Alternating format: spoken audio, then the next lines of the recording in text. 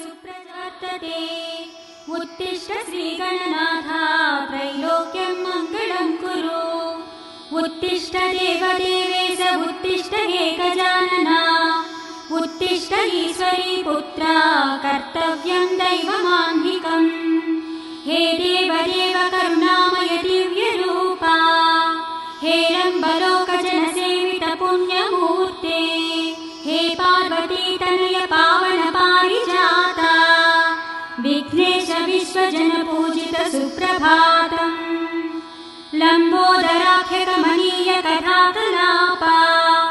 हे विघ्ननाथ सुजनावन भक्तपोषा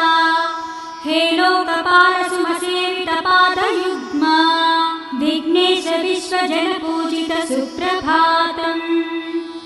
आनन्दरूपारुणोदय कान्तियुक्ता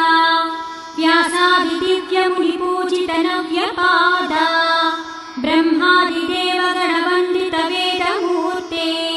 विघ्नेश विश्वजन पूजित सुप्रभातम् हे सुन्दरास्य गजवक्त्र गणेश स्वामिन् हे भक्तपूज्य गणनाथ चतुर्भुजास्य श्रीचन्दनादिसुमसेवित दिव्यदेहा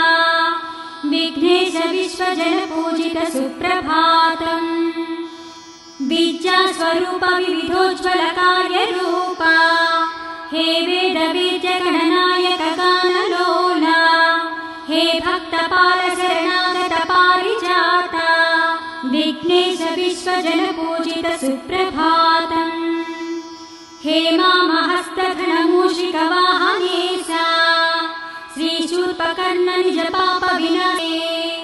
हे दिव्यदेह महनीय गणाग्रगण्या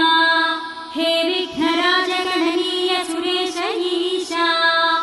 विघ्नेश विश्वजन पूजित सुप्रभातम् दिव्यातिदिव्य नवकोमल कल्पवृक्षा विश्वस्वरूप विभवोन्नत वेदमूर्ते हे एकदन्तै भवक्त्र सुभक्त पूज्या विघ्नेश विश्वजन पूजिता सुप्रभातम्।